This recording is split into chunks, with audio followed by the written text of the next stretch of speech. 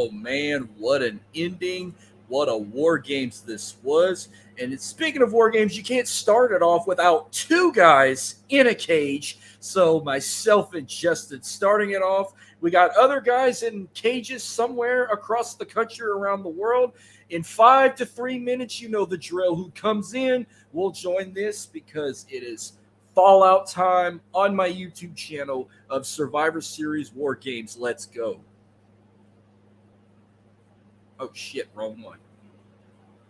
So what does it mean to be a raging Cajun? Southwest Louisiana, wreck your face, man. Still don't get it in, I'ma let you know. All you gotta do is come and join the show.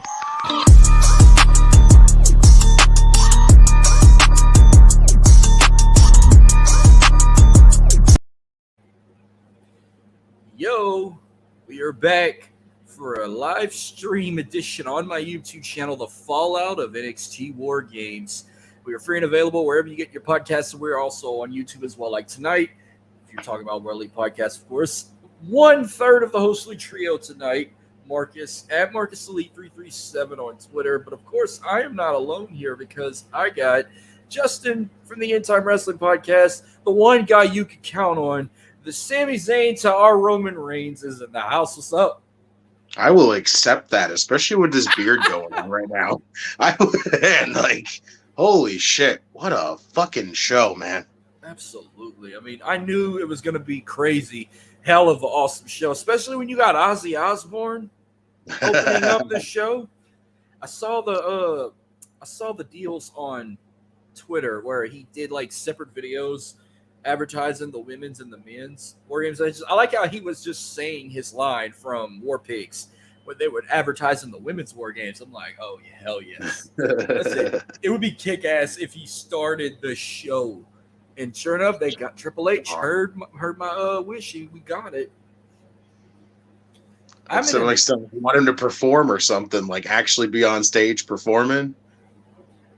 That'd been crazy. I'm going to have to check out his new album, too. And I didn't know he had a new album dropping, so because I like Ozzy, so definitely going to check that out. But, of course, this live stream is brought to you by Manscaped, because your balls will thank you. Go to manscaped.com. Type in our promo code WEP to get 20% off plus free shipping, because I said your balls will thank you. Oh, what a fucking... Did you have a great Thanksgiving weekend, by the way? Yes. Very, very good. How about you? I sure did. Watched great football, spent a lot of family time. Ate so much, I damn near had a fucking heart attack.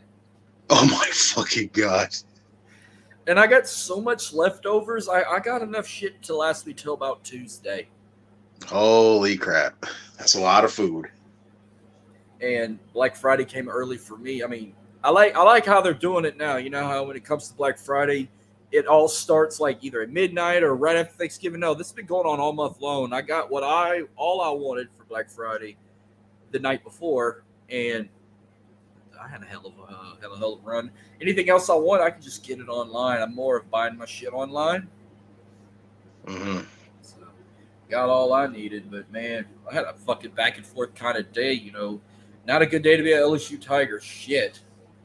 A couple other great college football upsets too, but my main focus was War Games, which that's why I put that on the big screen behind me, and then the LSU game I just put on in the bedroom and shit. So I think after halftime I stopped checking it because we were already fucking losing. Damn.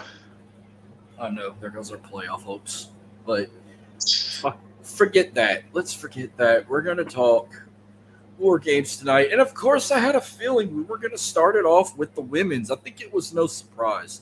You're going to have two War Game matches on a card. You're going to start the show with one, and you're going to end with the other. So we get Team Bianca, which was Bianca Belair, Alexa Bliss, Asuka, Mia Yim, and thank God they changed her name back, because what the fuck she was supposed to be called? I was still trying to pronounce that. Michin? Yeah. Yeah. Thank you, Triple H. They called her that a lot during this match, though. So I was just like, I don't even think they know if she's got the name or not at this point. It was like one of many botches of the night. And then we find out on SmackDown, which I didn't watch it live, the fifth member was Becky Lynch. Not big time Bex, though. It's the man, Becky Lynch. And now she's a babyface again, and Michael Cole's still bringing up the big time Bex shit. Like, no, you ain't got to say it's big time and shit. Like, no, you don't see that. You don't see that graphic anymore with the glasses and it says big time on the glasses and shit. Can't help it. She's not it's wearing. His favorite thing. He's got to quote that stuff. He does. Look how many times he used to do it with Sasha with the "it's boss time" thing. Like, come on. Yeah, but she's still the boss no matter what. She never changed her nickname. Yeah, but we don't need to hear Michael Cole say it every fucking week. We get it. If you don't know Sasha's the boss by now and it's fucking boss time, come on. And I also want to thank Triple H again because I was getting worried for a bit. Like, I had no intention Becky was coming back. I kept thinking, oh, it'll probably be Candice LeRae, but I think they said Candice LeRae is injured. And then I was thinking Beth Phoenix, but then I was told by some that she's actually shooting a movie along with Edge. They're both shooting movies right now. And then some people were like, Charlotte Flair. And I'm like, no, not Charlotte. Oh. But then again, I wouldn't mind her over fucking Dana Brooke. My biggest fear would have been Dana Brooke because Nikki threw the 24/7 title in the trash. So happy it wasn't Dana Brooke. So happy it wasn't Dana Brooke. Like my main lock-in at the time before we found out it was Becky was her. Like my if I had to go, like at the time it was just like it could have been Beth. Beth would have made sense, but it was just like the only reason why it would have made sense was because Rhea was involved. And with her involved, it was like that would be the only reason you justify Beth being in there. But Beth being in there really just wasn't like the whole thing is basically, damage control related. And really, I still didn't like the fact that we had to add Mia Yim and Rhea in this match. Like, they had nothing to do with this. They had their own thing going on. They were just like, hey, let's just sprinkle this in here because that'll help. Like, I hated that, but it worked out in the end. Well, we wanted them in a WarGames match, but no, we wanted to have an intergender one where it could just be the OC. It could be a 4-on-4 versus all of Judgment Day, but then they didn't have to do that even in WarGames. They could have just had a 4-on-4, mixed tag match. Yeah, or an intergender Survivor Series. I'm surprised we didn't have no Survivor Series elimination match. That's what I would figure. At least one. At least that tradition could stay. You could have kept the 5-on-5 elimination, something like that. Or 4-on-4. They've had multiple times. We've had 5-on-5, 4-on-4, 7-on-7, 10-on-10, 3-on-3. We've even had handicap ones. And I'm not the 5-on-5 with NXT. Yeah, that was way too much. I mean, I got nothing with that against the 2019 Survivor Series throwing NXT in, but it should have been WWE versus NXT. It should have been your 5 best from Raw and SmackDown versus the 5 from NXT because I was getting fed up with the triple threat matches. Not every championship, it was Brock Lesnar, whoever the WWE champion was at the time, and whoever was the NXT, I think the NXT champion was Adam Cole. They should have just had a fucking triple threat. Oh, it was the Fiend, Brock Lesnar, and Adam Cole. That should have been your triple threat instead of doing title matches when it was supposed to be Raw versus SmackDown versus NXT. So that kind of didn't make no sense. I'm glad they didn't do that, though. I'm glad they never did that triple threat. That would have been a mess. You could not have Adam Cole taking a loss, freaking Bray Wyatt taking a loss. They're all in there with Brock Lesnar. It would have been obvious that Brock was going to win. Okay, so the match it starts with Dakota Kai and Bianca Belair. That's what starts the match. And I kept trying to think in my head, okay, I know for sure Asuka and Alexa, Bayley, they were all their first time in it. Io's been in every single one for the women. Dakota's been in a couple. Rhea's been in one. I forgot she was in one, and Bianca was in one. I forgot she was in one. I'm trying to look back. I'm like, okay, did the women have their first War Games in 2019 or 2018? I think it might have been 2018. I think, not 100% sure, but I'm gonna. It's just I love how they mentioned that Dakota had like multiple different ones, but I'm like, does one of those even actually count? Because she never actually made it in the match, so why would they count that? I like how Twitter popped up that scene where the shit with her and Raquel from NXT when she turned heel and took her arm out. Mm-hmm. Did that shit. But even I think the production crew had some mistakes. They didn't even show the little graphic image before the pyro and stuff, and I'm like, what the fuck? You know, like after they show Ozzy, they show the cage coming down, the siren going off. I'm trying to find that siren as a sound effect. I don't even know what to type. I typed in like war sound effect or something, and I could never find it. So I able to found it in a song, "Indestructible" by Disturbed. So when you heard that on our prediction show, I was actually had the song queued, but I stopped it after the alarm went off. But nice. I don't even know what the alarm's called. I've been trying to find it as a sound effect for years when we predicted War Games. So just look up air raid. Just look up air raid siren. That's all you got to look up, and that sound. Yeah. It should be that sound. Air raid. Air raid siren. It should be that. Well, like your tip, yeah. So like, and I felt like they were trying to mix it with MMA a bit because they already had the cage around the ring, and it started off with like Michael Cole and Corey Graves at ringside. I'm like, y'all starting off a little different here. Are y'all trying to make a change and shit? Like, I don't know. That was weird, but. And was ringing the bell necessary after all the competitors were in there? Because the match, when I looked at the total time of the first match, the match was almost 40 minutes long. That wasn't including the 20 minutes of them entering one at a time. Mm-hmm.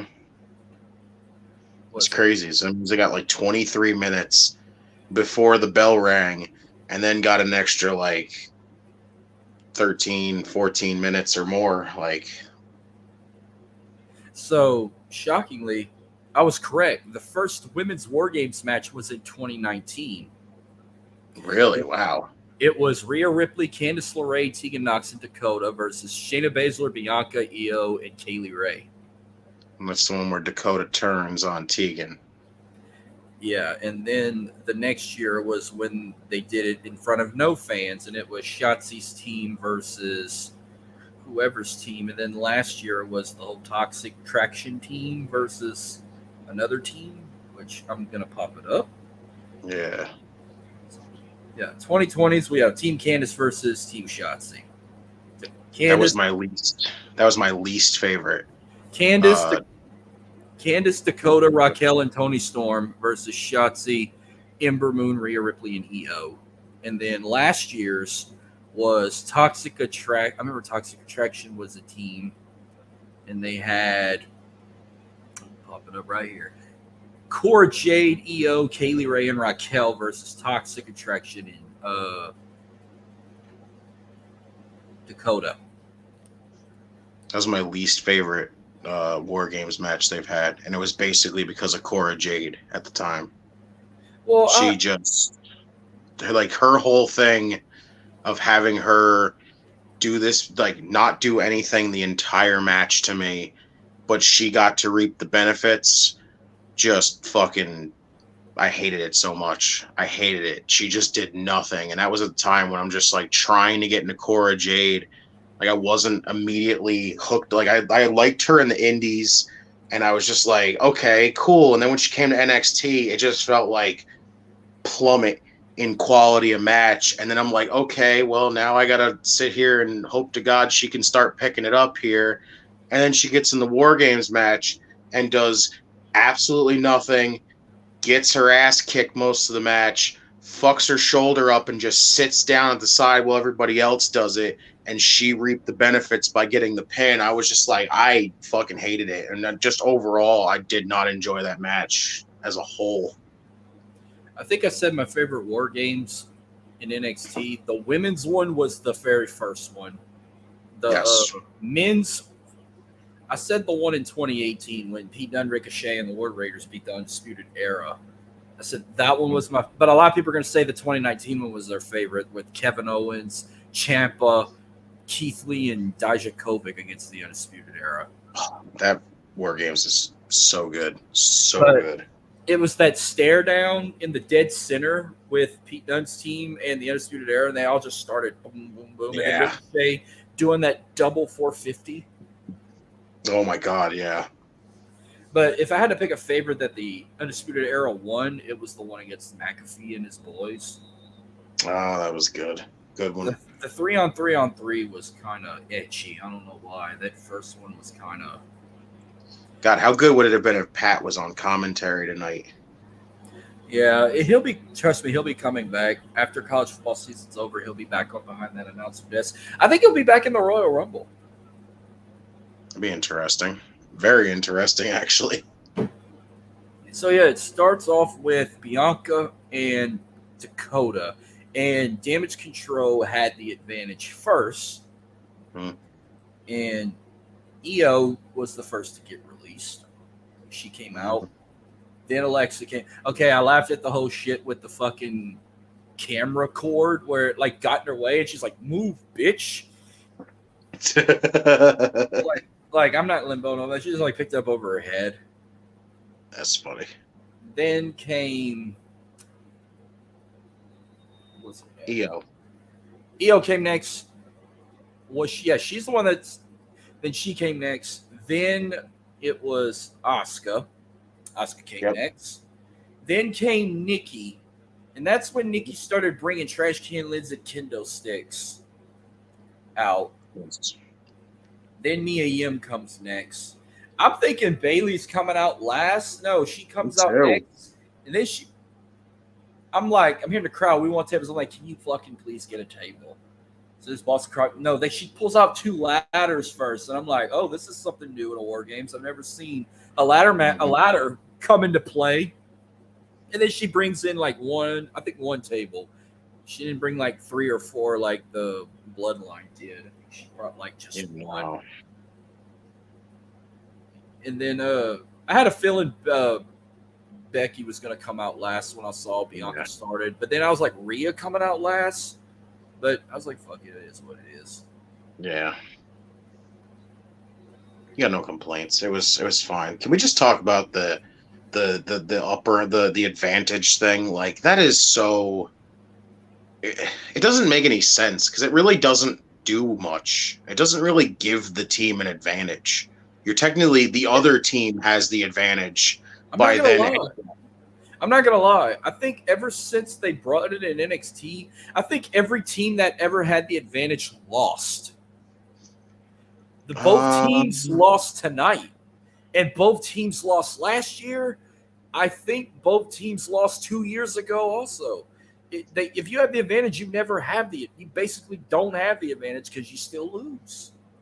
It doesn't even really matter because if you think about it, the team that gets the advantage only goes up a man leading into it, but your fucking entire team gets worn out before the last guy even gets in there on the opposite team. So technically you still have a 100% fresh guy in the ring while everybody else is freaking on the opposite team than you do on your own team, which doesn't really make much difference.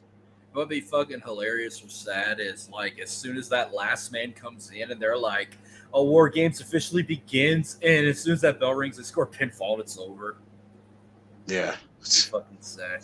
But no, like, the bell ringing was unnecessary because you already rang it the first time. I think it's just because people didn't understand. I don't think a lot of people understand WarGames, so this is the first time it's on the main roster. They probably a bunch of people that ain't seen NXT. So they're just sitting there watching it, and they're like, okay, so that means this is the start of the match. Got it. Well, I was glad to see this one was not in the Performance Center because I like to see that big, massive structure in a big arena like it was in Boston and then all the other NXT, like, takeover specials. Yes. So, was it, I mean, whether if it's Samantha Irvin or Alicia Taylor, Do they have to like get all manly when they're like, and now let the war games begin? I love those two as ring announcers, though. They I got thought that. I thought it was the same person at first, and I'm like, oh no, it's two different people. That's the tough thing about those two. Aisha Taylor and Samantha Irvin sound exactly alike. Well, Alicia Taylor came from NXT. She was the NXT announcer. This Yes, Samantha they sound Irvin, alike. I don't know where the fuck she came from. But I think she's a backstage person originally. She was a backstage interviewer, and then they moved her up to a ring announcer. it'd have been cool, like back in the old school days. Like as soon as all the competitors are in, they just sound the alarm again or let the smoke fly and be like, okay, now shit's about to go down. Or the Yeah. sparks fly, but sound the alarm instead of the bell ringing. Now you saw the women fucked up. See, a member from both teams was supposed to be in both rings. They didn't do that. Bianca and Dakota were in one ring. They were supposed to be in separate rings, like Butch and Jey Uso did. And then same thing with AEW. They have two doors in AEW's version of War Games. One team enters in one side, the other team enters in another side because they're both supposed to be in separate rings. And see, the men's did it right. When they all got in, one team was in one ring, one team was in another. I like how that started. The women's, they were just scattered everywhere. So I wasn't too crazy about that, especially because in the beginning they took, especially with the men's, they took a whole fucking minute to just stare each other down, and I'm like, are we just wasting fucking time? Like, fight, goddammit. Don't just stand there and stare at each other. You want to look at each other, save it for after the damn match. But I like how WWE's rules are. Like, you're supposed to stay in at all times. If you manage to get out, that's an automatic forfeit loss for your team. Where in AEW, you can get out and climb to the top like it's Hell in a Cell, but you can only win by a forfeit. WWE's you can win by pinfall or submission. And do we really need a cameraman to be in the dead center in between the two rings? I feel like he's going to end up getting accidentally attacked. And I hate when there's a cameraman in the cage and he gets in the fucking way. Especially it's gonna be hard as fuck to film that when you got the cameras inside the cage and they're like in the way the entire time. Like, fuck that. Hell in a Cell's one thing because you got a lot of room to move. But like, WarGames has money. I remember it was one of NXT's like USA shows.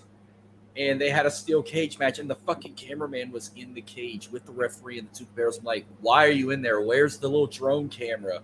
You don't have the little hose in there like WWE had back in the day, or TNA did, where you put the camera in the hole. Mm-hmm. Like, what the fuck, bro?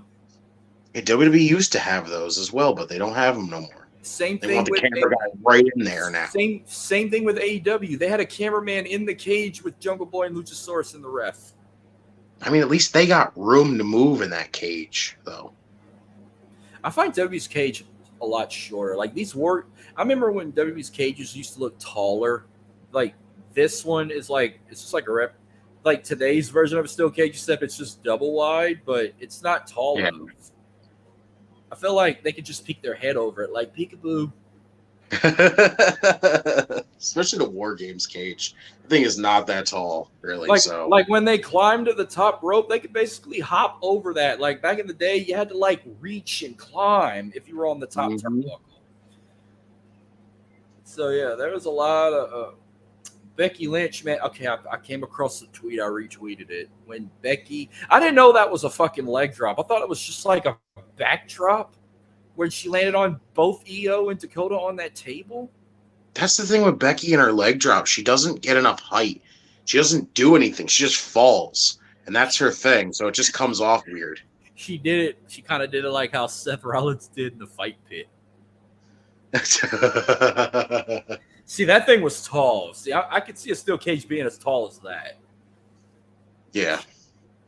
But I laughed. I came across the tweet like, shout out to Public Enemies podcast. They're gonna said Becky Lynch after the match, and it was that clip when Nia Jax hurt her hole when she hit the leg drop on the ring.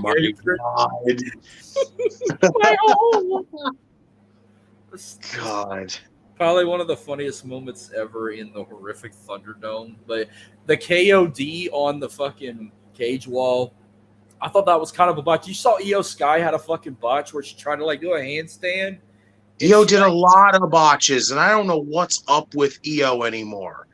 Her main roster freaking run sucks. She's gotten awful since coming up there, and I don't know what the hell it is.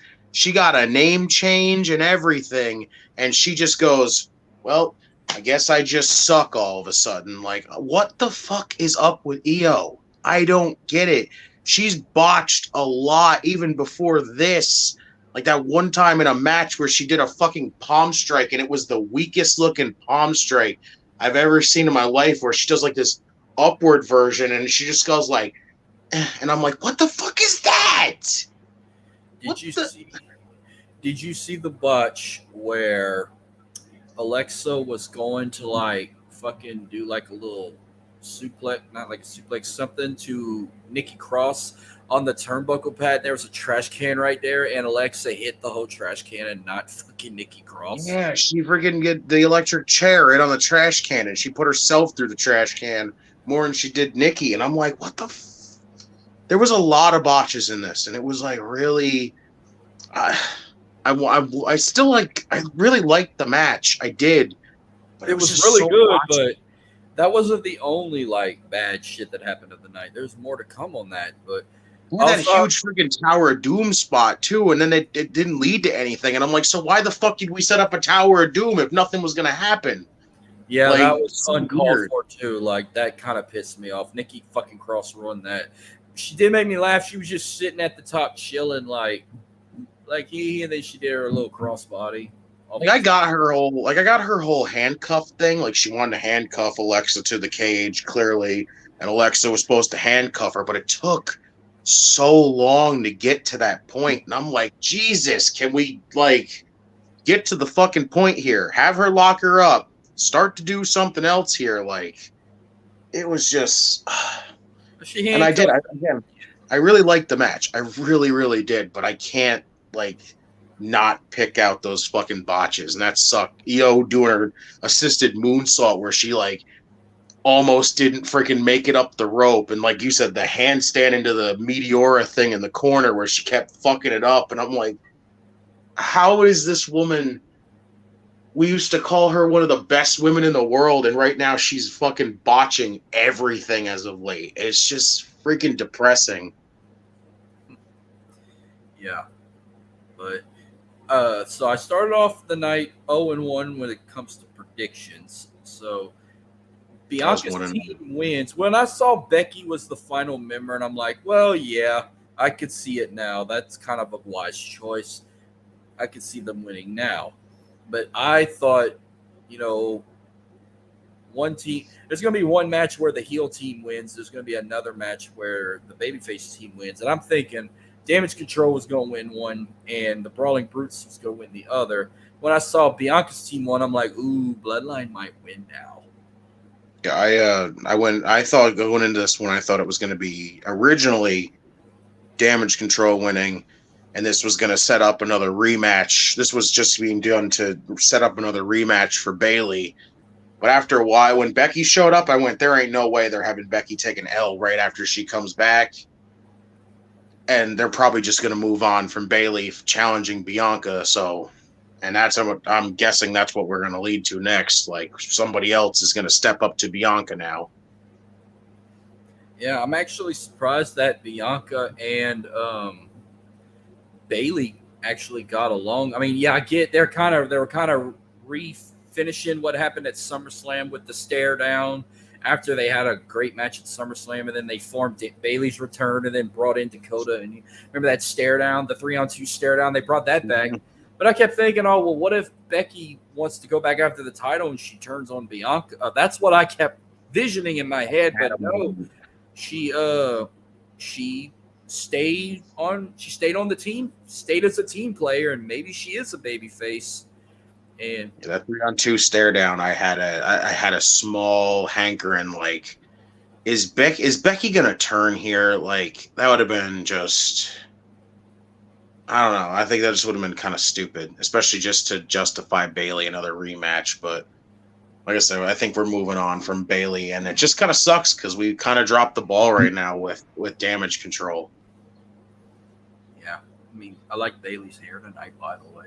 But I mean, the fact that EO botched so much, does she need? Do they need to just drop the tag titles to another team who can take down damage control? There's Asuka and nobody Alexa else to again? take down there. There's nobody else to take down there because there's no fucking tag division. He brought back tag titles and tried to make another tag division that still ain't working. I don't give a fuck about these tag titles anymore. Like, I didn't give a fuck, and I wanted this tournament to be the thing that they had, to be the thing that would have sparked my interest to give a shit about tag titles, and they've literally done nothing with the fucking tag titles again, so I don't give a shit about them.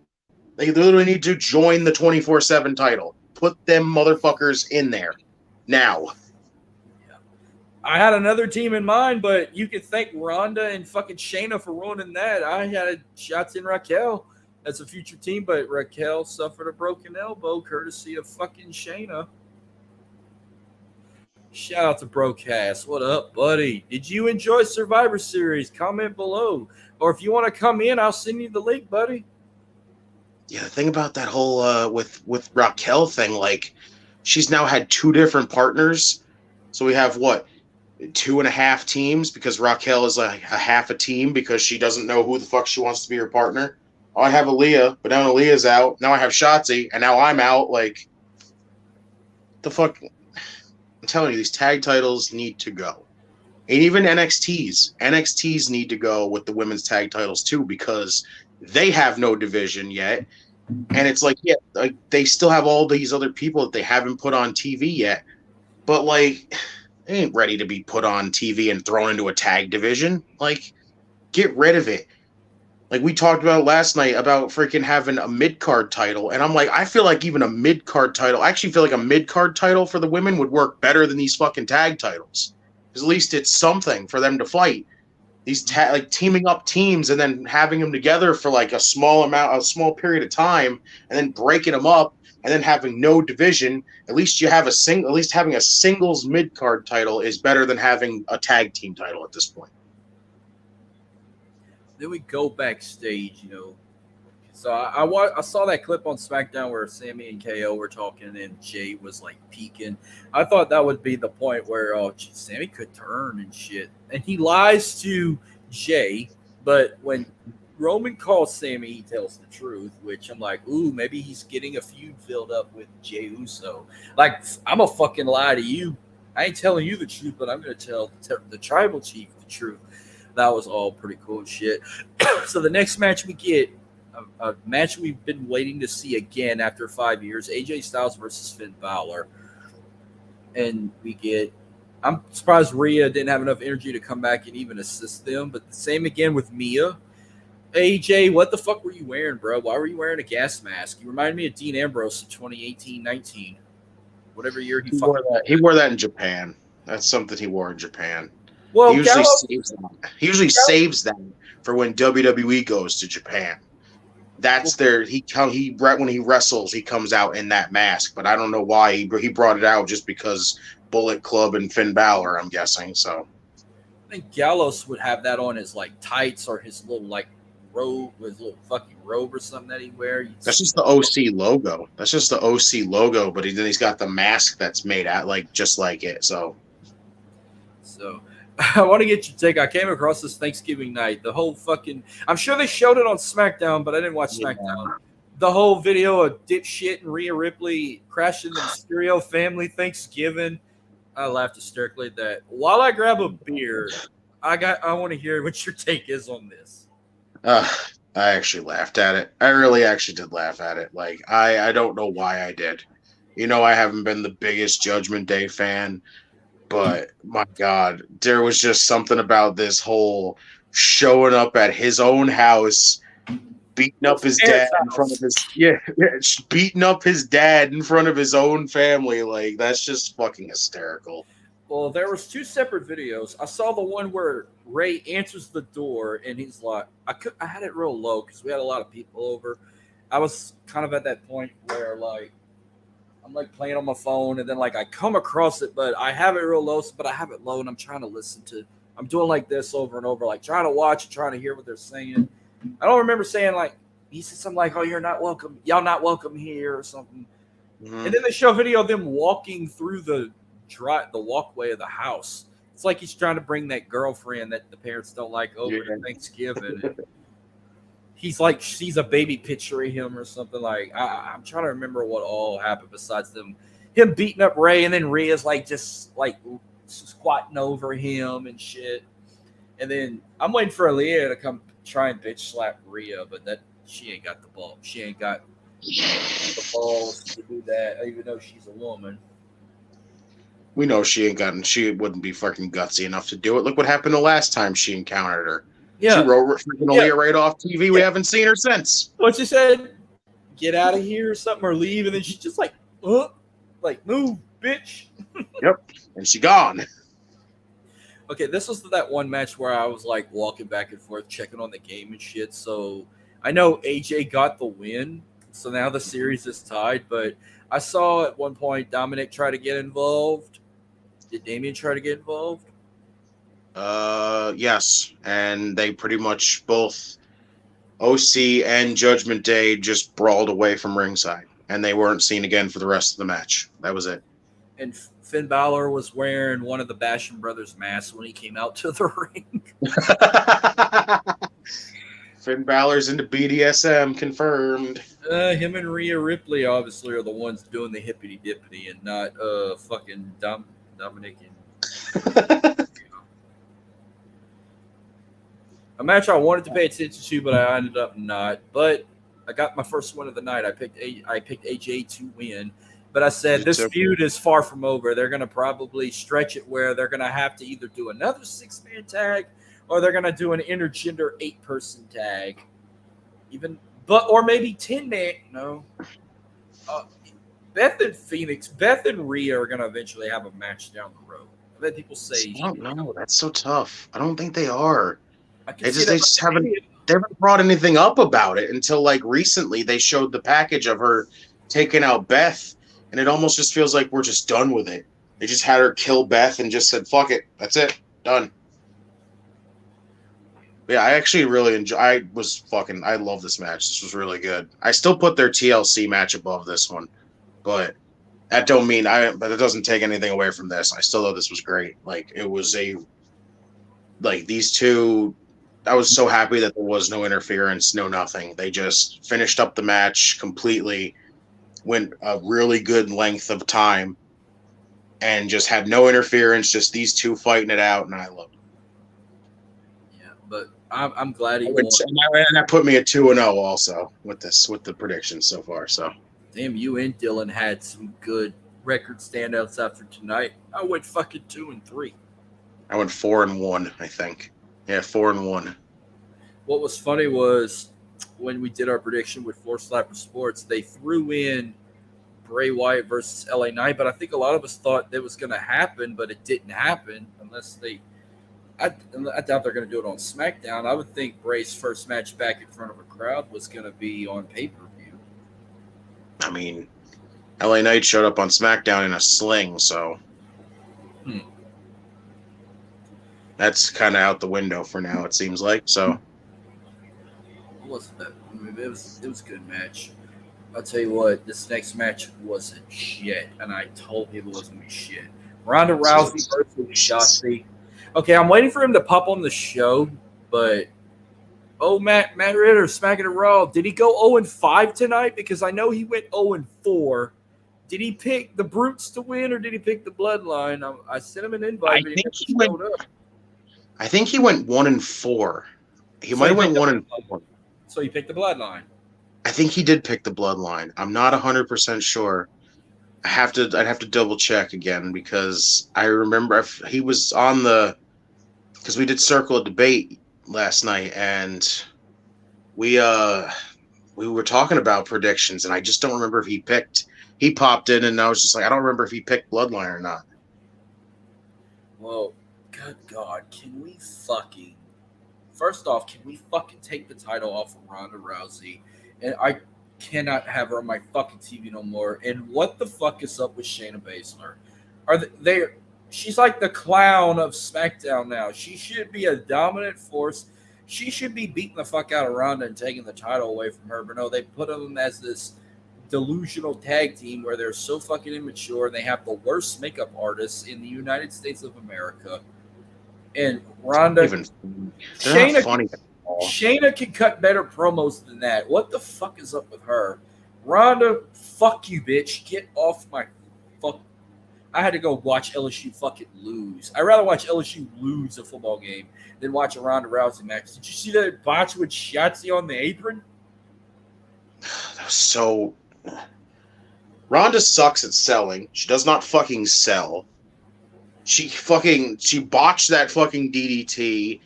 She looked like a fucking idiot earlier, like near the end, like heading towards the end of the match when she fucking assisted Shotzi on the sliced bread on Shayna. She looked like a fucking moron doing that. Like Shotzi went for a sliced bread and Ronda put her hands out and she literally assisted her over. And I'm like, oh yeah, Ronda, just show how fucking stupid you are. Help the opponent fucking attack your fucking friend, you freaking moron.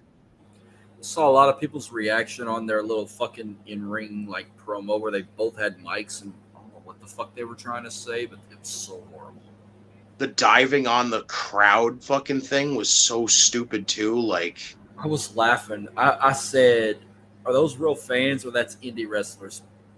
It's probably fans. It's gotta be plants. There's no way in hell they were just like walked up to the crowd and go, hey, you want to be involved in this tonight? We're going to have you guys get wiped out tonight. Like, well, it turns out one of the women that was in that fucking bundle was shout out to LJ. When I saw this, Kayla Sparks was one of the women in that front row that fell back when she did the cross body dive. Oh shit.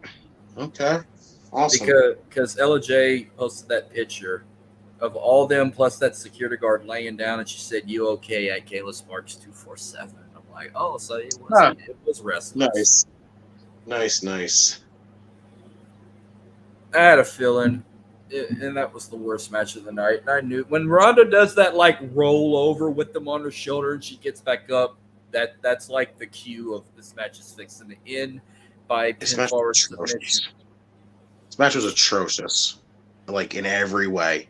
Ronda's fucking awful. She needs to fucking learn to sell. She needs to just get fucking better in the ring or just get the fuck out because Shotzi's not the fucking kind of person to try to freaking make. And Shotzi, sadly, she's not the person to make Ronda Rousey have a good match. It ain't fucking happening. So which botch DDT this week was the worst? Ronda on Shotzi or Jericho on Ishii? I don't think I saw the Jericho on Ishii one, but I would say this one here.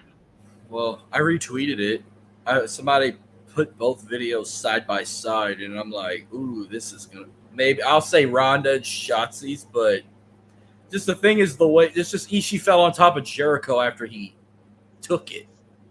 Like, Jericho fell over, and then he fell on top of him after he took it. Oh. Shotzi put herself at fucking risk where she was standing on the top rope and Ronda couldn't even fucking hold her weight. And I put the threw her down. She threw her down and she damn near fucked herself over. I put all the blame on Ronda on that fucking spot being a failure because she didn't even fucking take it right. Like, all you had to do was just fucking drop down and just like fucking make it look like he got fucking spiked. But all she did was just kind of roll off into the side and then kind of fell off the ring apron. And I'm like, she couldn't even fucking try to make Shotzi like doing something epic look fucking good. Like, come the fuck on. Can you imagine? That'd be nothing worse than a Ronda Rousey versus Jade Cargill match. Your eyes said it like, oh my God, that would be worse than anything that involves Dana Brooke. I think I'd rather watch Dana Brooke at the time if I had to sit through that shit. I'm sorry. I wish I wish I liked Jade, but I can't. She's just so bad. How the fuck is she trained by Daniel Bryan and not gotten better? That blows my mind. Do you think WWE's trying to go down an AEW path with this like press conference after a pay per view? Is this something new they just started? They just take that from AEW? I mean, they've had it a couple times. Like they've had it a lot recently, where they've done a press conference at the end, but it's not fucking hectic like AEW's turns into. Oh god, yeah. But I will say they're a little fucking. I wouldn't even call it a media scrum. This one was fucking 10 times better than the one at All Out because of MJF. Fucking champ is out of here, baby. I'm like, what? That's fucking stupid. That whole fucking 2-minute 46-second video of him like just going off to the fucking media, and I screen cropped the ending and I put me leaving work for the Thanksgiving holidays. It was like, you guys got any more questions? Fuck you. Bye. You. Fuck you. Bye. Chip, fucking out of here, baby. I love that fucking outro. I was just like nothing better than an MJF thing. Like, which I miss some of the beginning of Dynamite because I was fucking Black Friday shopping pretty early and I didn't know if Moxley attacked Regal or what did he tell him. I know Brian was trying to be a little bitch boy and hold him really back. Didn't miss much in the beginning. Like, that whole segment really wasn't that good. It really just felt like writing Regal off television. I heard, and it just was disappointing. Well, I heard Dynamite was kind of disappointing, the wins for Chicago, except the crowd says fuck the Elite instead of fuck CM Punk. To be honest with you, that show was, for a follow-up off of a really good show, it was a weak fucking attempt. You had about 2 things on the show that were worthwhile, and that was pretty much House of Black coming back. That was one thing I enjoyed. House of Black coming amazing. Back. That was finding out that Jamie Hayter and Tony Storm's title run is official. Hallelujah. About fucking time. Yes. And that's not trying to shit on Thunder Rosa, because I love Thunder Rosa. But my God, I am happy as fuck that she went with a mutual way of just saying, hey, I'm not coming back. It sucks that I can't fucking come back right now. And I don't feel like I should hold this title freaking while I can't come back here. So here you go. I'm just like, thank you. Why did it take this long to do it? That's the other fucking problem. But at least it happened. I was at a flip a coin state where I was like, what was the best thing? House of Black or making Jamie Hayter? I was like, making Jamie Hayter the official champion. But then I was waiting for a fucking heel a turn on Britt because, you know, remember she cut off her first interview as the real champ. And I hated that whole fucking thing. I hated that. I did not like that freaking triple threat tag match, and I did not like that beginning promo because that was all Britt stealing fucking Jamie Hayter's shine the entire time. You know what's going to happen. This is going to build to a match at Revolution with Britt and Jamie. Hopefully, yes, you already saw the signs that night. You saw the signs that night because as soon as they walked out to start that promo, after they literally said that Jamie is now the women's champion and not interim anymore, the first thing they did as soon as they walked out was Britt looked right down at the fucking women's championship. I saw her look at the title and I go, and there's the start of it.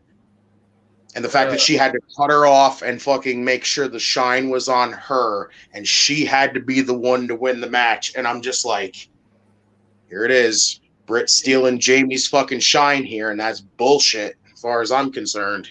Did Ricky Starks beat Ethan Page? Yes.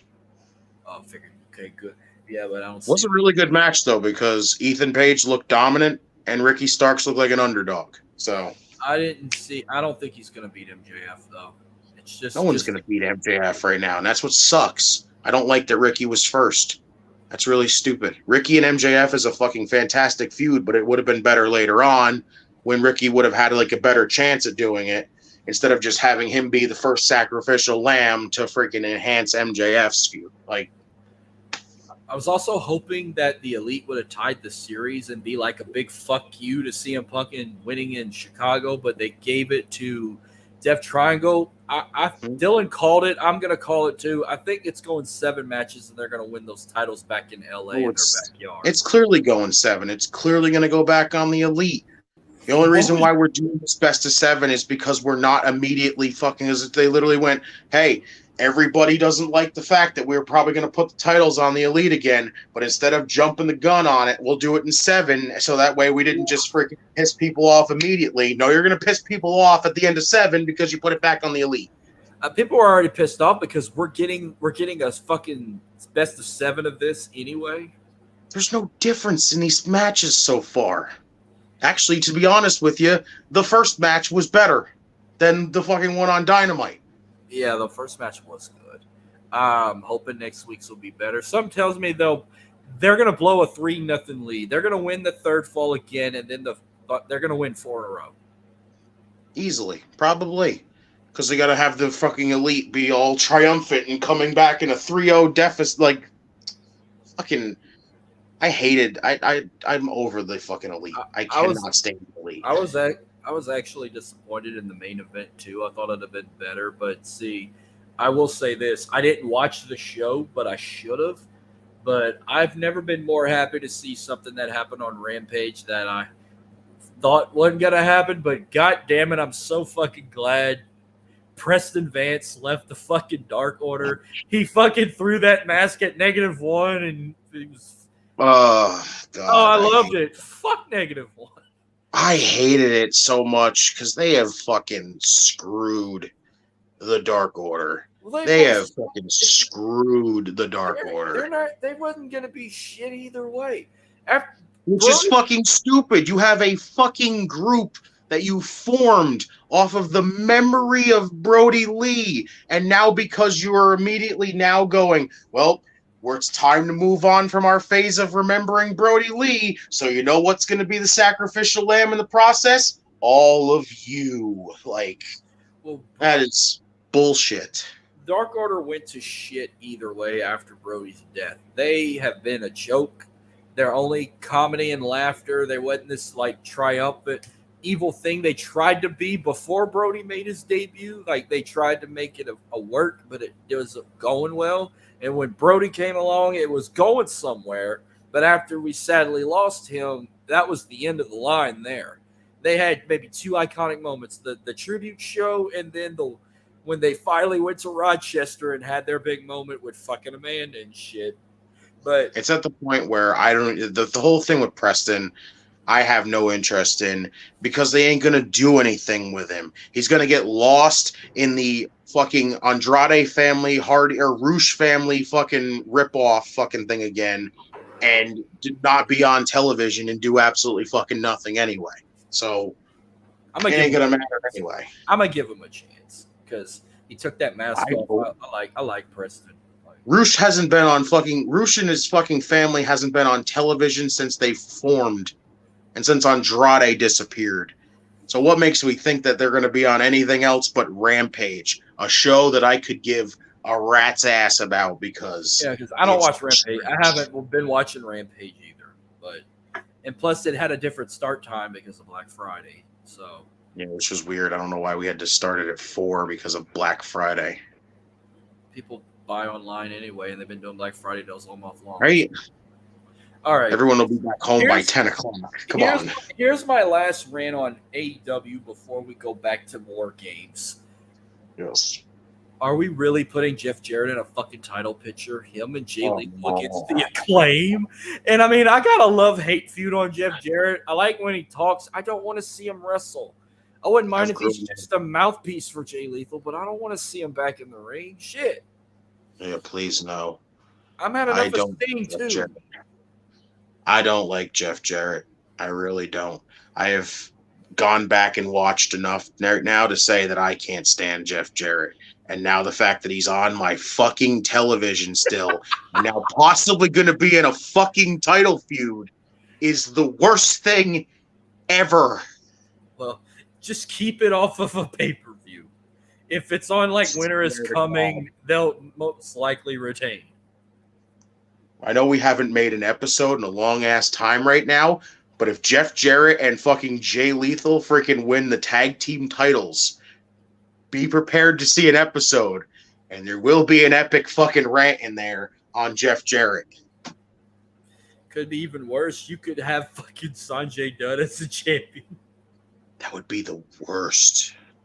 He looks like that fucking school principal that everybody beaten up before. At this point, I'm just glad we ain't got Satnam Singh in the fucking ring yet. Satnam Singh needs to fucking go. I'm over him too.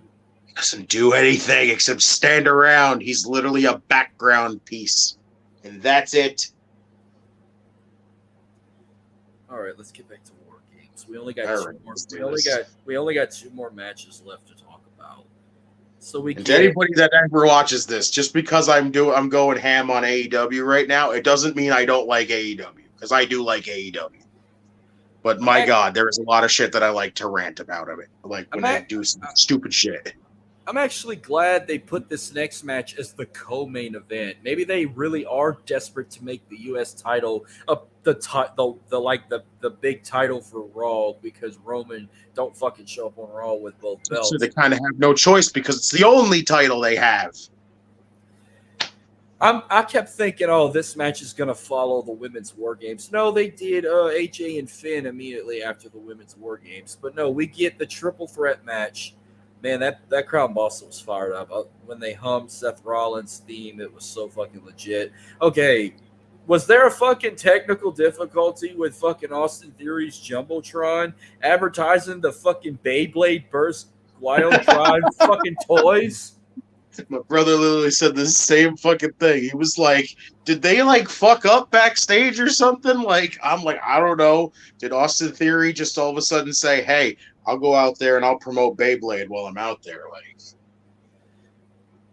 and you know, he's I keep forgetting he's going down a serious path because he's not carrying his cell phone anymore and he's not taking selfies, and it doesn't show like the whole fucking selfie collages going across the screen that he took over the last year. It's funny, last year he fucking stole a golden egg, and this year he wins a fucking championship. He came a long way.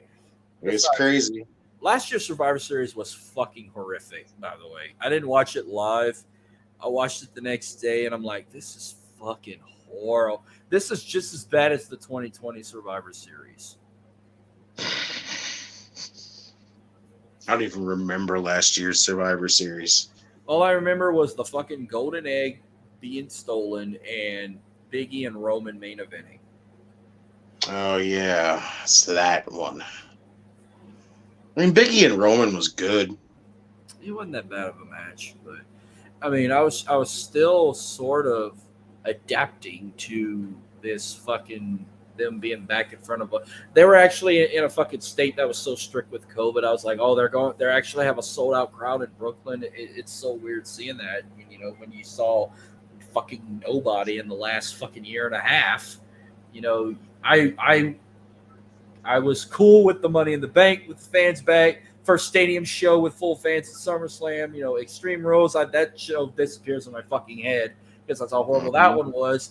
Crown Jewel, I waited to watch that WrestleMania week because I just never caught up with it. I said I wasn't going to watch it because of it being in Saudi, but they were like, that was actually the best show in Saudi. And I went back and watched it, and it was a damn good show. That Hell in a Cell match with Rollins and Edge was so fantastic. So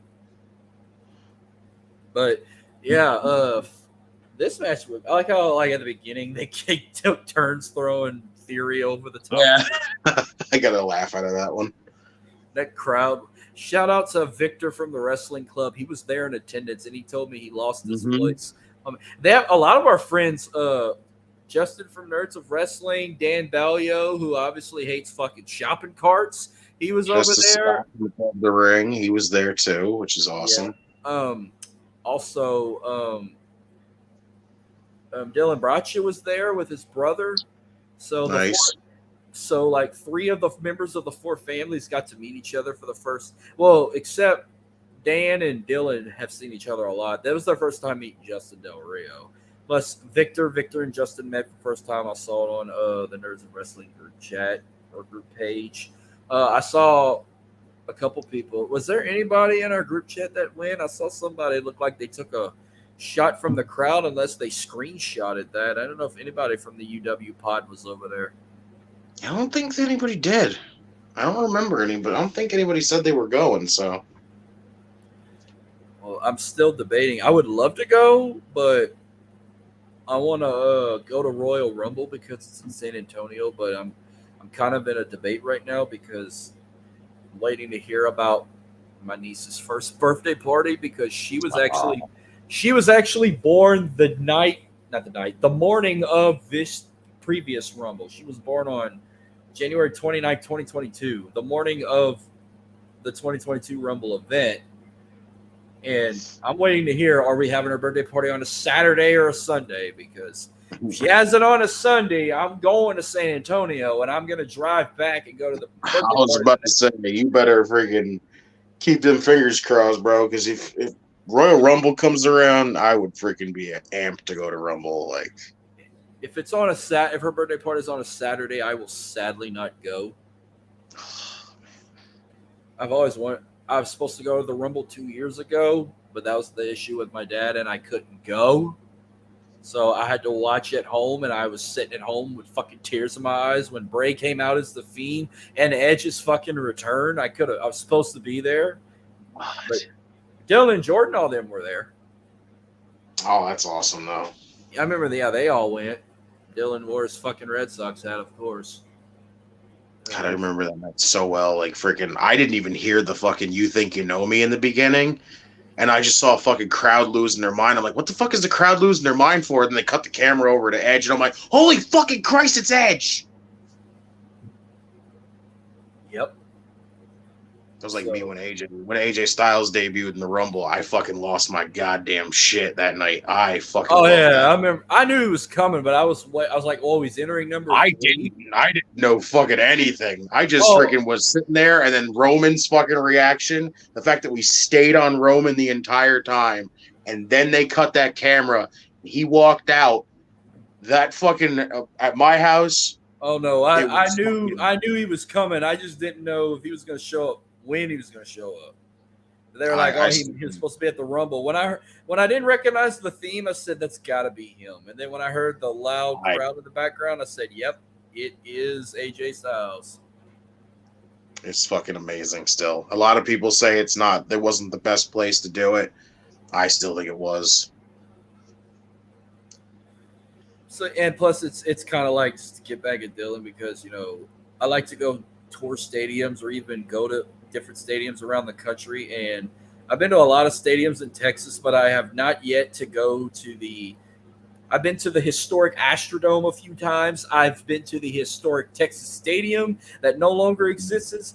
I still have not yet to go to the historic Alamo Dome. But Dylan and them went to the 2017 Rumble years ago. And he said, oh, that place is a piece of shit. It's old. It's falling apart. I'm like, I don't give a fuck. I just want to go in the Alamo Dome just to say I've been in it. I don't care if it's for a football game or a wrestling show. Hell, I almost had the nerve to go watch Lockdown 2013 there. And I'm like, oh, shit. Thank God I didn't go.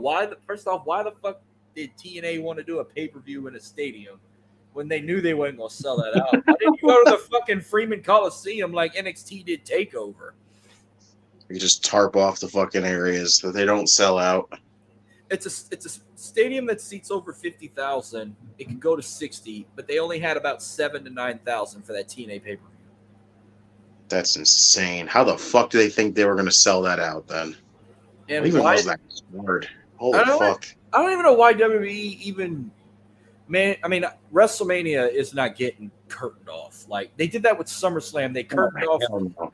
They curtained off half of Nissan Stadium. They could have sold that whole place out. They're doing this with the Rumble, too. I'm like, 5 years ago, y'all had over 50,000, and now you're only selling 30,000 tickets? What the fuck? They did that. They did the same thing when they went to St. Louis at the Dome. They curtained half of it off, and they only had like right at 30,000 when it's a 60,000 seated stadium when the Rams used to play over there. Sheesh. Yeah, there was a part of the match. Like, I was riding on Seth Rollins to win. And he took the pin. Like, I was kind of shocked Theory won, but it makes sense. You know, he's going through this change. I know you thought of me when he beat the fucking shit out of Dolph Ziggler. I loved every bit of that. I saw. Did they have some fucking fan fest or something before the show? I kept seeing on Twitter and Instagram like Shotzi went into the crowd with her phone, taking selfies and posting a reel and stuff. And then Austin Theory came out and mentioned John Cena. He goes, "Yeah, well, I know we're in John Cena's hometown. I'm better than him. That's why I'm gonna win my second United States title." And he fucking did it. I mean, are we getting a Theory Cena match at WrestleMania now? I guess so. Like, I don't really know. Not for the title though. I don't know. You never know. We could get it. All I know is I was fucking happy Theory won the fucking title because I literally said Theory was gonna win the fucking title. I literally I right off the bat was not sold after the awful thing that they call a fucking Money in the Bank cash in that he had. Nope, we're not talking about that. We're not talking about when he cut. All I would say is when he cut that promo the week after, it just didn't do it for me. There was something about it that did not work for me because all he did was just say, like, he goes out there and tries to defend the fact that, you know, I did this and I cashed in on a mid-card title and didn't win. And he's like, well, I didn't have the opportunity to do it on Roman, and I guess that's just non-existent. And I'm just like, so that just makes Money in the Bank this year a fucking waste of time because the women's one got cashed in the same night. The men's one went to fucking waste. Like, Money in the Bank just literally was a waste this year. And it just sucked because all he did was back up the fact that it just literally shows you right there that Roman holding the WWE title hostage is a bad fucking thing right now. Theory, in my honest opinion, could have been WWE champion if Roman wasn't holding this fucking thing hostage right now. But literally, I called this ending right here because I literally said Lashley's going to do all the work and Theory's going to reap the benefits, and that is exactly what happened. Lashley hit the spear on that Falcon Arrow attempt, and freaking Theory reaped the benefits. And I fucking just popped like a motherfucker. I'm like, maybe this is it. This is the start. This is the thing that's going to get me to get invested in this brand new aggressive Theory. So let's fucking go here. I had a loss of words. I was going to say, like, maybe this is the start of him building up to face Cena, but not for the championship. I remember it popped up in my head. Maybe this is the start of them getting rid of Money in the Bank as a pay-per-view and hopefully bringing it back to bringing the match back at WrestleMania, because Triple H is supposed to be cutting back on pay-per-views. They had I screenshotted it and I posted it and talked about it. They had a proposal how they're doing the pay-per-views in 2023. You know, they're having They dropped day one. They're having Rumble. They're still having Elimination Chamber. I wish they'd rename it No Way Out again. WrestleMania. Then after WrestleMania, you do King of the Ring, which is interesting. They're bringing King of the Ring back as a pay-per-view. Then they're going to go straight to SummerSlam, which I don't know if they're going to. I wish they'd keep it in August. I can't see it in July. It's in July? I don't know how I feel about that. Well, they did. The previous one was like at the dead end of July. It was July 30th. That's just weird. That's not SummerSlam. SummerSlam's in August, not July. Thank you. And then a pay-per-view in the UK. Like, it's not going to be called Classic. That might have been just a one-time thing. That it just had the WB logo with the Great Britain flag. It was like, oh, they're going to do a pay-per-view. They want to do it once a year now. They want to go to the UK once a year. I'd rather that than go to fucking Saudi Arabia twice a year. And then bring back the insurrection name or rebellion. Then there's rumors they were supposed to bring back Evolution, the all women's pay-per-view. and then close out with Survivor Series. But I don't know if War Games is going to be throughout the Survivor Series from now on. I think they should give War Games its own pay per view. Like close out the year with War Games. Do it in December, then get to Royal Rumble. They want to narrow it down to 9 pay per views, but it's going to be hard because they still have the fucking contract with Saudi. So they're going to be doing 2 shows a year in Saudi. They're still doing Crown Jewel, and then I don't know if they're bringing Super Showdown back. They were talking about potentially King of the Ring was going to be in Saudi Arabia. That was going to be the first of 2 in Saudi. But then again, Crown Jewel should have been King of the Ring. Just drop Crown Jewel, even though it's a cool name. Drop Crown Jewel or change the fucking logo. Because when I see that crown on behind, I'm thinking King of the Ring. But no, they already got King of the Ring back. Better than fucking Super Showdown. Yeah, I don't know how I feel about them bringing Evolution back. I don't think the women's division is enough for them to really have another Evolution pay-per-view. They don't like. I get the first one. The first one is freaking groundbreaking and history making because it's freaking, it's the first ever all women's pay-per-view. But we know why that fucking pay-per-view exists. The pay-per-view only exists because the women couldn't go to Saudi at the time. That's the only reason why that show exists. So now the women can go to Saudi. So I don't really see the fucking point in bringing it back when all this women's division right now really isn't ready to really be having another isn't really like at a point where having another all women's pay-per-view is really going to do as good as the first one did. No telling. But like I said, just drop the gimmick pay-per-view. It's like you got rid of Hell in a Cell finally. You got rid of TLC supposedly. Just change Elimination Chamber to No Way Out if you got to. Mm-hmm. No Way Out sounds 10 times better. Bring the Money in the Bank ladder match back at WrestleMania. Let's do it once a year. Because that way you can give some people WrestleMania moments. Get rid of that get rid of the Battle Royal, the Andre the Giant Memorial Battle Royal. Because that match is fucking pointless. Just think it'd be 2 Money in the Bank matches, and it'd be 1 on each night, which would be awesome. Yeah, see, it's a 2-night show. That would be fucking perfect. You can do one night one, do the other the second night. Everybody's a winner. Who the fuck is really going to complain about a 2-night WrestleMania having a Money in the Bank? Not me. I'm not either. Each night getting a Money in the Bank match at WrestleMania, that's fucking awesome. I would rather have that than a Battle Royal 2 different nights. Yeah. Fuck that goddamn WrestleMania Battle Royal, especially the Andre the Giant one. Like, that is fucking the biggest waste of a match ever when all that's there for is because let's get everybody on the show. I mean, they still want to keep it, but if you're going to keep it on that fucking WrestleMania SmackDown or whatever you call it, the go home before WrestleMania. Yeah, I guess that's fine. Keep it there because I definitely don't watch this shit. Yeah. Well, the only reason I didn't watch that WrestleMania SmackDown because I was at Supercard of Honor that night. It wasn't that bad of a SmackDown as far as I remember, but I'd have to go back and see it again. Yeah, but I didn't think that U.S. title match was going to be that long. But like I said, I was happy with the fucking result. I think he'll keep it probably till closer to WrestleMania. But if he's going into a feud with John Cena, there's no way he's carrying that into the feud with Cena. I don't think he needs to. I think Cena basically...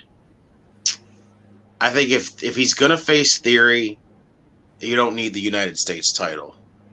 If Cena wasn't going to face Theory at Mania, I would say Cena needs to face Gunther for the IC title. I was going to bring that up. Instead of the fucking thing of what has been quote-unquote rumored. Yeah, Gunther wants Cena. I'd rather that than the fucking rumored fucking Gunther and Brock Lesnar at this point. Yeah, but if we get a Gunther Cena match, do you think the Intercontinental title needs to be defended? I know he's one title away as a Grand Slam. You have your story right there. Cena's going for the Grand Slam. Gunther's there to fucking cut him off. It's not that hard to do. Like, yeah, but if you had to choose, make it USA versus fucking whatever the hell, like, fuck that. That's stupid. If you had to choose, though, would you rather just Cena go for the Grand Slam and win the Intercontinental title, or just break the record and be a 17-time champion? I mean, I'd love it if he broke the record, but if he's not, I don't know, because supposedly, from what I've always heard, Cena doesn't want to break the record. Cena doesn't want to be the one to break the record. So if that's the fucking thing, if Cena does not want to beat Flair's record, then have him just get the Grand Slam at least. Yeah, speaking of Ric Flair, God, who does he want to cheer for? I mean, if you watch college football or college game day or even anything like that, he's always like repping Georgia or repping Florida with his robes. But when Michigan beat Ohio State today, he was like all on the Michigan bandwagon, like go Big Blue and all that. I'm like, make up your fucking mind, bro. Jeez, I'm glad. I hope I don't end up like that. I mean, I've been on a TCU hop lately. I want TCU to go 12-0 and make the playoffs and shit. But I mean, I'm at the point LSU's fucking out the playoff picture, so I don't give a fuck anymore. I'm repping TCU or Michigan to win the college football playoffs and shit, because right now LSU's done. I don't think Georgia is the same, and I don't even know who's going to take that fucking fourth spot now that Ohio State is out the playoff picture. But let's get back to our wrestling talk. Before we talk about the main event, the men's WarGames match, I came across this online earlier today, and God, this fucking sucks if it gets down the worst way. But according to Wrestling 24 posted this article. Breaking news, according to Frightful Select, Randy Orton required a fusion in his lower back that would keep him out of action for an extended period of time. There were some in WWE that said they'd be fortunate to have him back after such a long career, and it's not looking too good. Should Randy Orton consider retiring? Yeah, my brother told me about this, and he told me it's the same exact surgery that Shawn Michaels had that kept him out until fucking 2002, 2003 time. And that fucking sucks, if that's true, because that fucking blows massively. Like, Randy Orton was on the run of his life right now, like one of the best runs he's had in a long time. And the fact that his back injury is something that's literally cut that short right now. If that man has to retire because of his back, that's gonna suck a lot. He just make 20 years of his career in WWE, and this is what happened. I was hoping to at least see him come back and then him turn on Riddle and be like, I didn't need you to fucking do my shit, and then they have a match. Even though RK Bro was a good tag. We didn't need to jump that gun. We didn't need to jump that gun just yet. I wanted him to face Roman first, and then you could have led to that.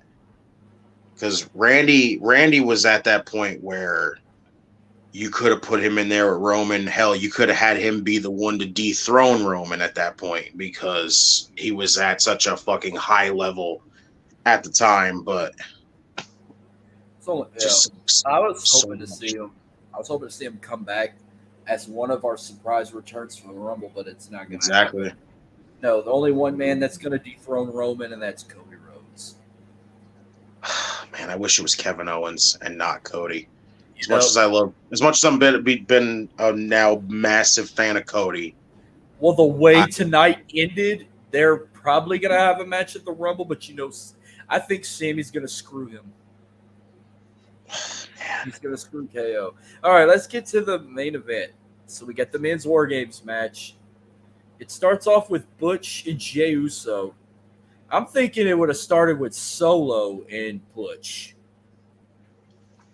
And how did Roman... I knew it was going to start with an Uso. I knew it was going to. And how did Roman Reigns was able to get a chair to sit in the cage? Who's going to tell the tribal chief he can't sit down? And I forgot the Brutes had the advantage. I'm thinking, oh, yeah, okay, Bloodline's probably going to win.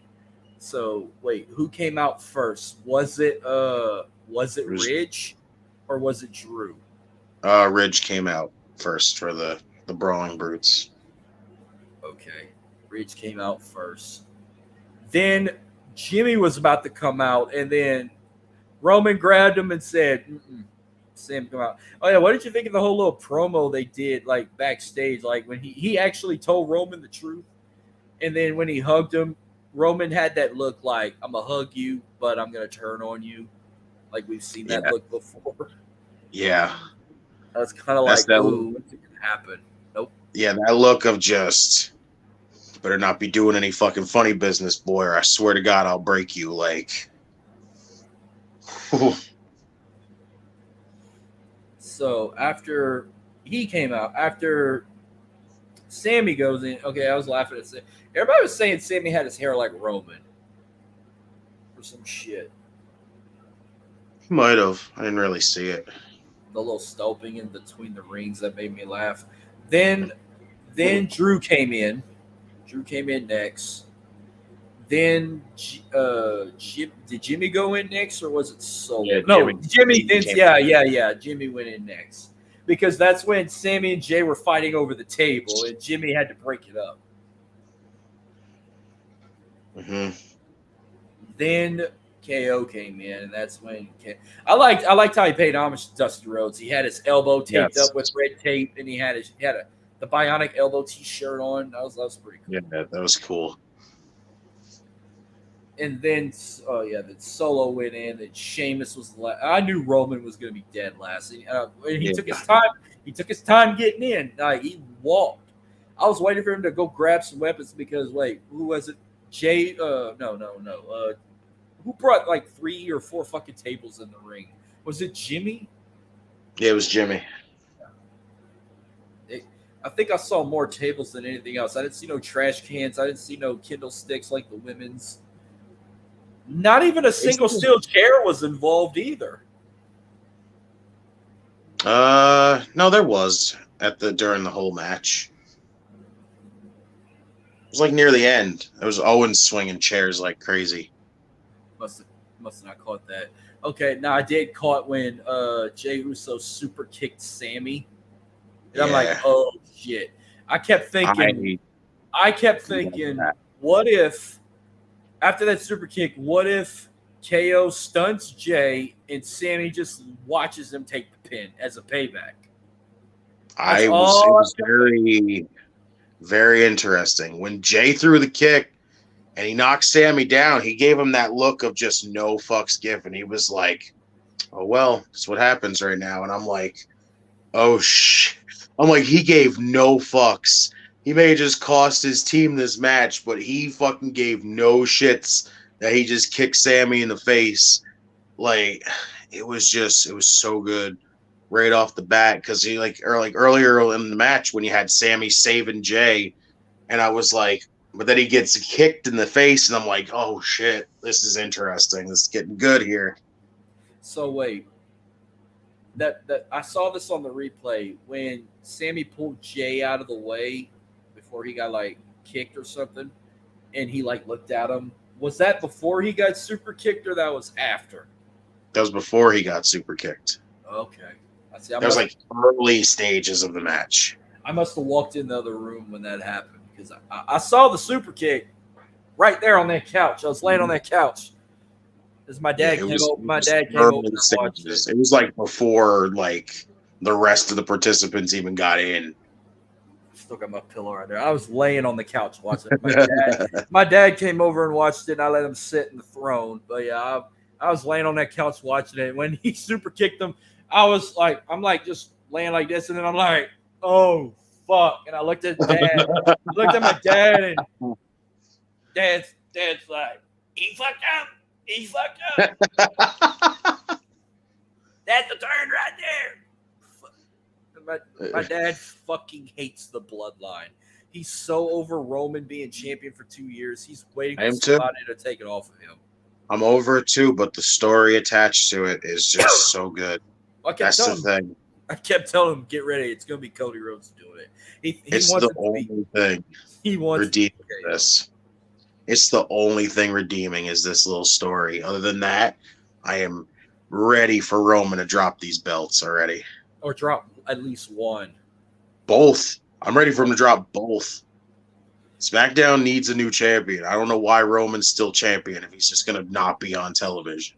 SmackDown needs to put the title on somebody different, and the WWE title needs to be back on Raw instead of being fucking engulfed in this freaking chaotic ridiculousness. Especially when they keep coming out and they're like, Roman's been champion for 818 days, and I'm just like, yeah, he's been Universal Champion for that long. Why are we not counting the WWE title? Is it literally because we fucking unified it? Like, did the Universal title just fucking swallow the WWE title, and it's just the remains of what's there of it? And it's just like, hey, it still exists, but it doesn't get counted because it's just bull. I know Sammy, they're going to say Sammy was probably the star of the match, or maybe Roman or something. I'm going to say Solo was the star of the match. I'm going to give Solo credit. He had an outstanding performance in the match. Hell, he even wrestled barefooted.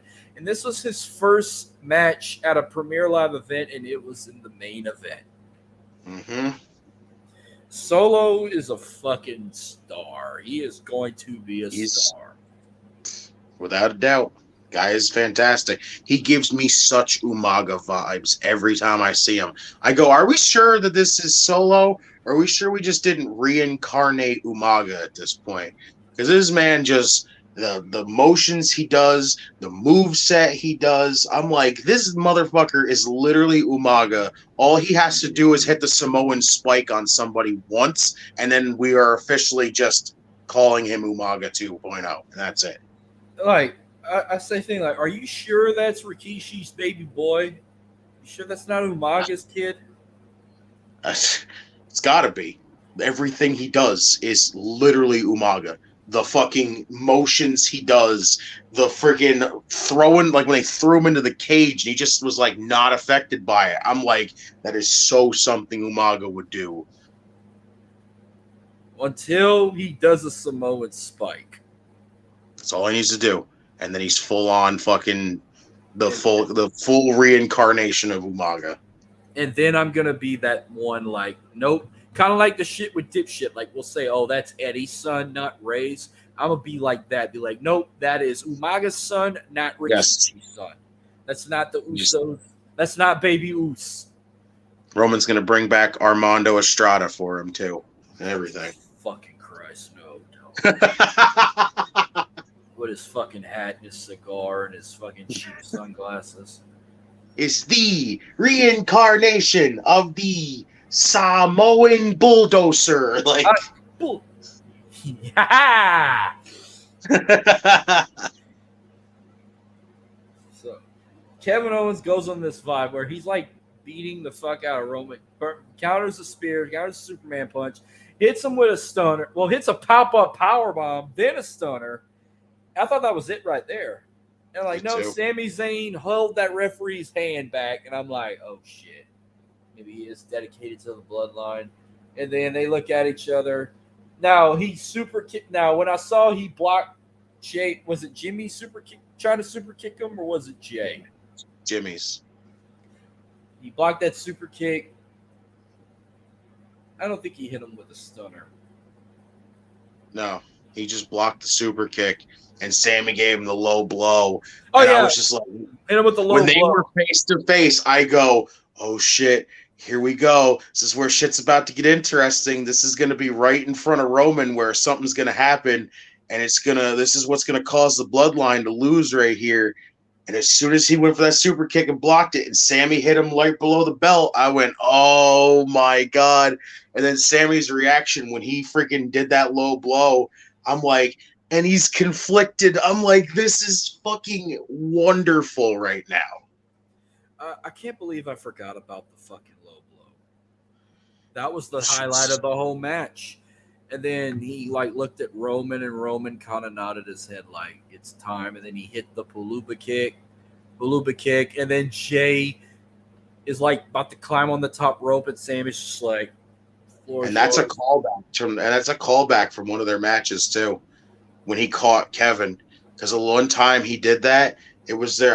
I was the one match where he hit him with two haluva kicks, He hit Kevin with a haluva kick, and Kevin fell right into him and just laid there like that. And they redid that whole thing again. And then he had to hit him with another. But when he hit him with there, my brother goes, "That's a callback to their match." And I'm like, "Oh shit, you're right." Like, it's fucking nuts. Like, so good story, like amazing story in this. And that was pretty much the whole thing about this match.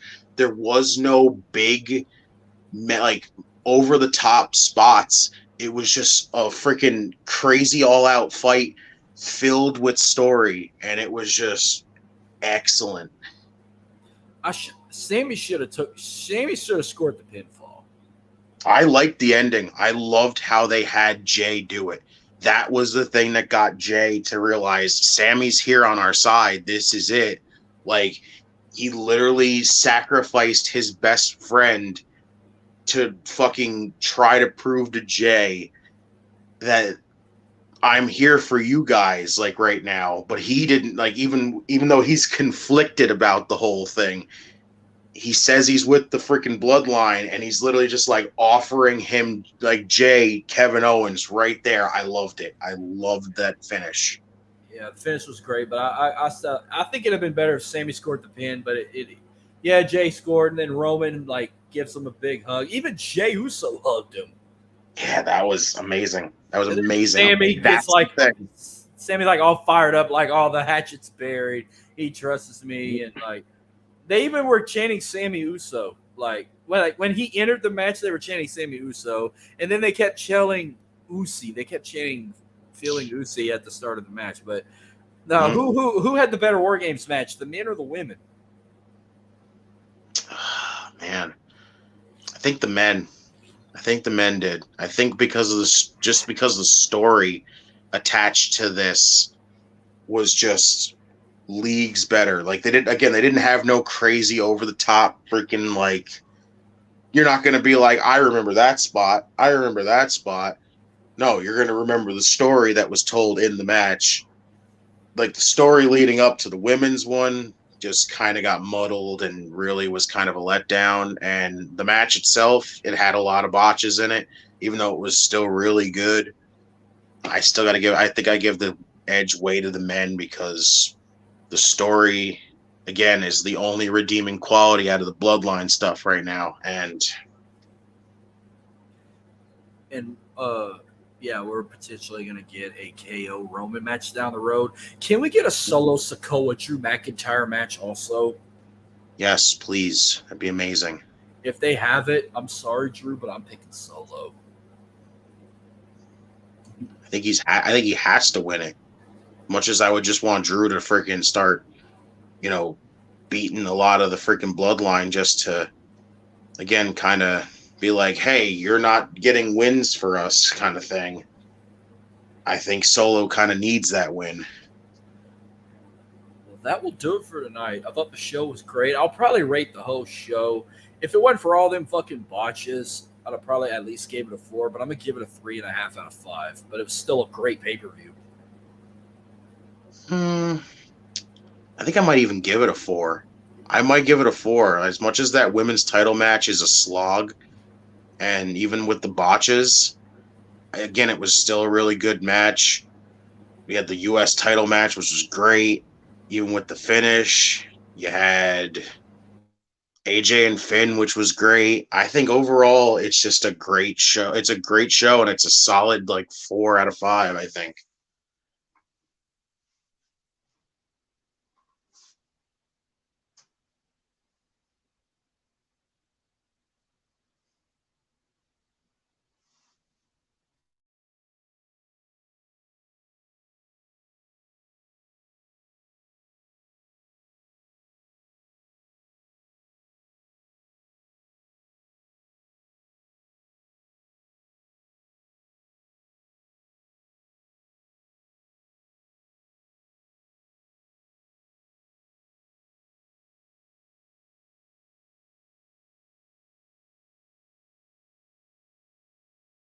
I had to piss so bad. That's why I was trying to wrap it up so fast. I was like, but yeah, do you got any last words before we close out? No, it's almost Rumble season. Let's fucking go. Oh yes, can't wait for that. We get a break. I mean, the only shows we're gonna have next month: NXT Deadline and Ring of Honor's Final Battle, which I'm looking forward. I'm definitely looking forward to Deadline to see this Iron Challenge, whatever it's called, Survivor Challenge, whatever it's called. I think with as little interest as I've had in NXT as of late, I think Deadline is kind of like really been my kind of like not excited for a show. I think I'm more excited for Final Battle than I am freaking Deadline. Like Final Battle, I don't even know anything that's going to happen on that show at this point, and I have more interest in it right now than I really do Deadline, because right now with the whole Braun Breaker facing Apollo, and you're supposed to have this Iron Survivor match to determine a number one contender when you clearly just have your number one contender right there in Apollo Crews. Like, I don't know. My interest in NXT has really dipped a lot. It's really been very lackluster as of late. Oh yeah, I mean, I'm looking forward to both shows. We'll see what happens. But again, thank you again for coming on. Of course, where Thank can we you. find you? You can find me only on Twitter at JustinTime211. Follow my brother at JeremyInTime721. I've been saying this a lot. Again, podcast is kind of on a hiatus right now until, kind of stuff starts happening around here, because got a lot of personal stuff that's just kind of killed the vibe of wanting to make some content. But we will be back very soon. So keep your eyes peeled. And again, just keep your eyes on Twitter, and because again, you ain't got to worry about Twitter leaving. I don't know why everybody was in a freaking tizzy that my Twitter's going to disappear. Yeah, we shared our fucking thoughts about that. That was so Yeah. sad. So I would say like I said, keep your eyes on Twitter. We will be back. There will be episodes, and we will be full speed ahead again. So Oh, we fucking bashed everyone over that shit. We I love. laughed at that. I laughed Oh, at that. I Just like I laughed. was also pumped. Just like I was also pumped when you did the announcement of you're going to be doing the reviews of the Power Rangers movies, which is fucking awesome.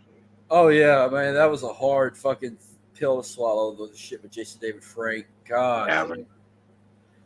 Yeah, we're so yeah. I'm doing. Dylan wasn't big on it, but he wants to do it. So we're gonna do the first one together, and then myself and Justin from Get Your Podcast, we're gonna do Turbo a Power Rangers movie. Sweet. I loved both those. Those movies are awesome. They are awesome. Oh, yeah. I love. So I'm looking forward to seeing your guys' reviews of them. Yeah, Dylan and I were mainly gonna focus on the movie. When Justin and I do it, I'm gonna bring up some like, give me your top, like rank your favorite to least favorite of Tommy's 5 version of the Rangers. Give me your like top 5 favorite television series of Power Rangers as a kid, or give me your favorite Megazords and all that great shit. Like we're gonna do all that talk and That's gonna be awesome. debate if Lord Zed was the greatest villain in the Power Rangers trilogy or was it somebody else. All that good stuff.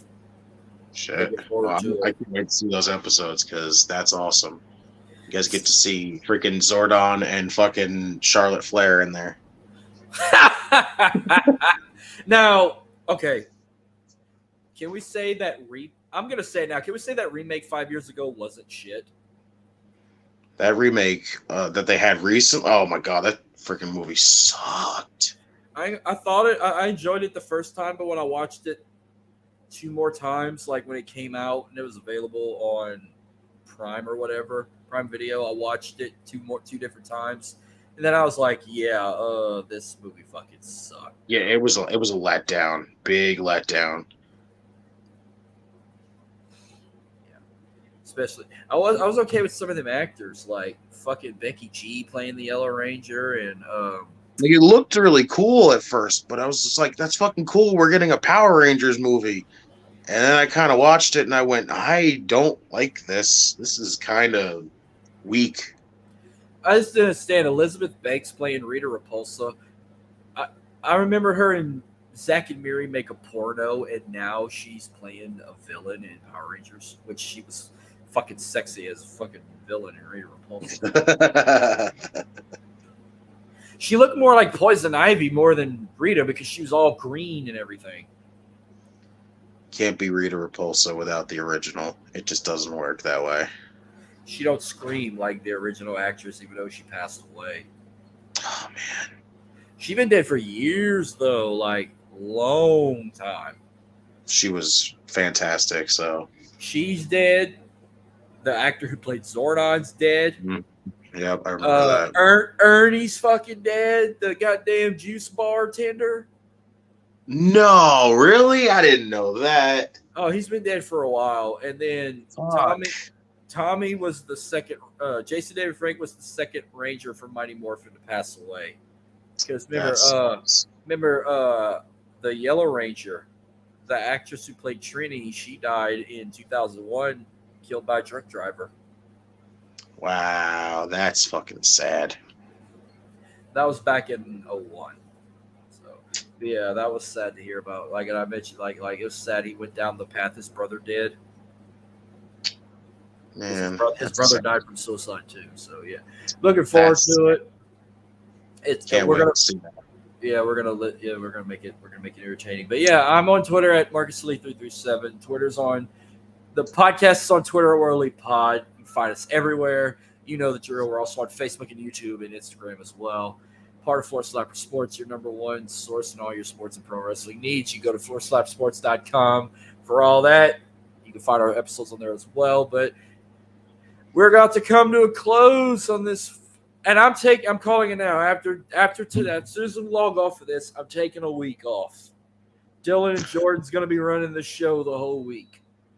That's going to give me time to go back and rewatch Mighty Morphin Power Rangers the movie and Turbo Power Rangers movie on Prime Video. We're going to do them episodes sometime next month. We're probably going to be doing more movie reviews next month because we want to do Christmas movie reviews. And I'm not talking about your Christmas movies like Jim Carrey's Grinch, Elf, A Christmas Story, A Christmas Carol, Home Alone. None of those. No, I'm talking about Batman Returns, Die Hard, Christmas Vacation, Harold and Kumar Christmas, Bad Santa, or maybe a Christmas. You guys should do Santa's Sleigh. Do it. Oh, fuck. Oh, yeah, I should. I never saw that. Do it. I might do it. If I can find it on Prime Video, I'll do it. I might even do a Christmas porno. I'll do a Christmas porno before I do that. Y'all get to watch a Goldberg Christmas fucking movie. Let's see it. I never even saw it. When I remember seeing the trailers, I'm like, this don't look like horror. It looks like that movie Violent Night. But I want to see that. That looks like it would be fucking cool. When the first fucking scene of your goddamn movie contains Fran Drescher, it's gonna be fucking interesting. Like, hey, it's on Prime. Let's go. I want to see this. I got to see this episode then. Oh, you guys are doing. I am gonna watch it. It doesn't. I remember seeing that shirt. I think, I might want to watch Jack Frost again. And I ain't talking about the one Michael Keaton played in. Remember that horror movie? Oh my fucking god! That I might watch that too. That movie is fucking weird. And we still got.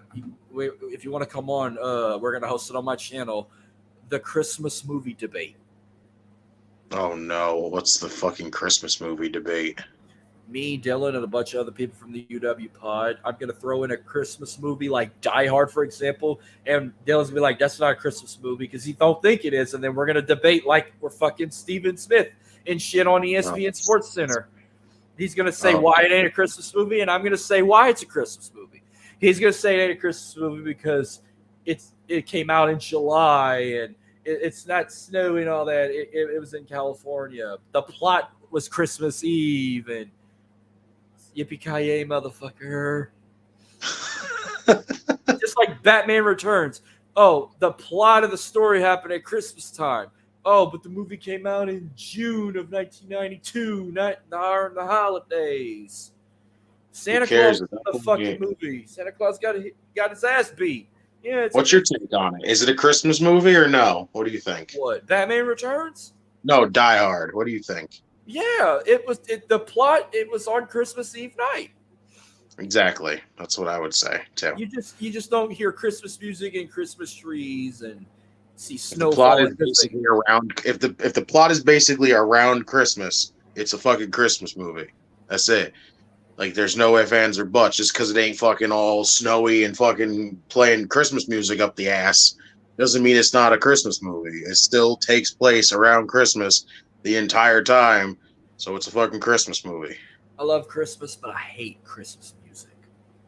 I hate Christmas music, too. Fuck The Mariah. radio starts playing that shit. Fuck Mariah Carey's All I Want for Christmas Is You. Bro, I am so over that fucking song. I never want to hear that goddamn thing ever again. I will only listen to one Christmas song, and that is All I Really Want for Christmas by Lil Jon and the Kool-Aid Man. That's Look, hysterical. there he goes again. Die Hard is not a Christmas movie, Dylan. My God. Making me want to quote that fucking long-ass line from Christmas Vacation, but I ain't got time to pop it up because we were supposed to be getting off in a bit. So, yes, I gave you the invitation. Whenever we're probably going to do it the week of Christmas, you got to come on. Me, you, Dylan Jordan, and whoever else from the UWPod. We're going to have that Christmas movie debate. It's going to be fun. I'm probably going to wear one of my Christmas Vacation Griswold shirts I got from 80s Tees, proud sponsor of the show. It's going to be fun. Can't wait. So this is it. We will hope you guys enjoyed Survivor Series. I'm taking a week break, and I will see you guys in a week. Dylan and Jordan will be running the table next week. They got a live stream coming on Monday, and Dylan's going back to interviewing indie wrestlers. He's got an interview coming up Thursday. So it'll be December when I pop back on, and we're all three going to be together. So I need a break. I need a break from the internet after LSU's lost too. So this is the World League Podcast. I will see you guys in a week. I'll be keeping up with you on the group chat like everybody else, but everyone enjoyed it. I'll see you guys next time. Peace.